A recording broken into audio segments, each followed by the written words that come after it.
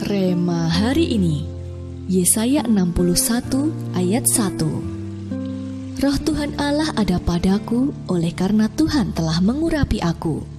Ia telah mengutus aku untuk menyampaikan kabar baik kepada orang-orang sengsara dan merawat orang-orang yang remuk hati, untuk memberitakan pembebasan kepada orang-orang tawanan dan kepada orang-orang yang terkurung kelepasan dari penjara.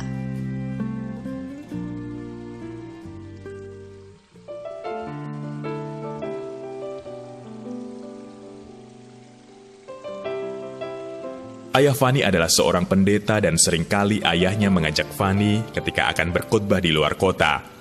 Hari itu mereka berangkat ke Semarang dengan mobil. Tetapi di tengah perjalanan tiba-tiba saja ban mobil yang mereka kendarai meletus dengan sangat keras.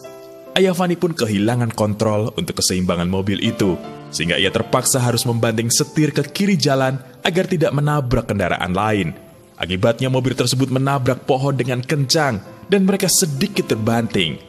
Namun, sekalipun mengalami kecelakaan, kondisi Fani dan ayahnya tidak terluka sedikit pun. Dalam kondisi masih kebingungan, Fani teringat ayahnya pernah berkata, "Ketika Tuhan memberi kita tugas untuk menyelamatkan jiwa-jiwa, Tuhan pasti akan menyertai dan menolong kita."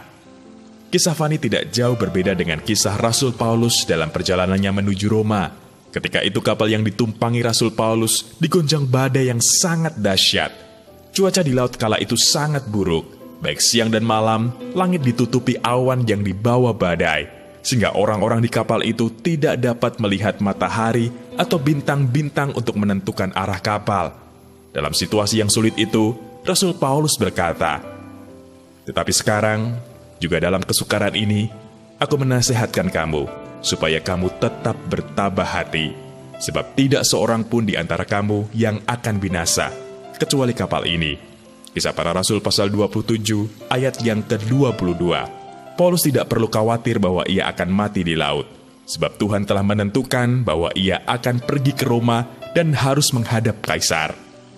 Kisah-kisah di atas menyadarkan kita bahwa ketika kita hidup seturut rencana serta panggilan Tuhan, maka penyertaan dan pertolongan Tuhan pasti nyata dalam hidup kita, terutama ketika kita melangkah untuk mewujudkan kerinduan Tuhan atas jiwa-jiwa.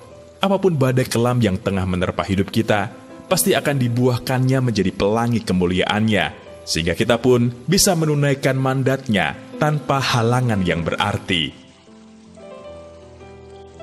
Bagaimana sikap hati Anda selama ini dalam menanggapi mandat Tuhan dalam hidup Anda? Apa yang terjadi ketika Anda berjalan untuk melaksanakan mandat yang Tuhan berikan? Bagaimana Anda mengatasi atau menghadapi segala badai dalam hidup Anda dalam perjalanan Anda melaksanakan mandat dari Tuhan?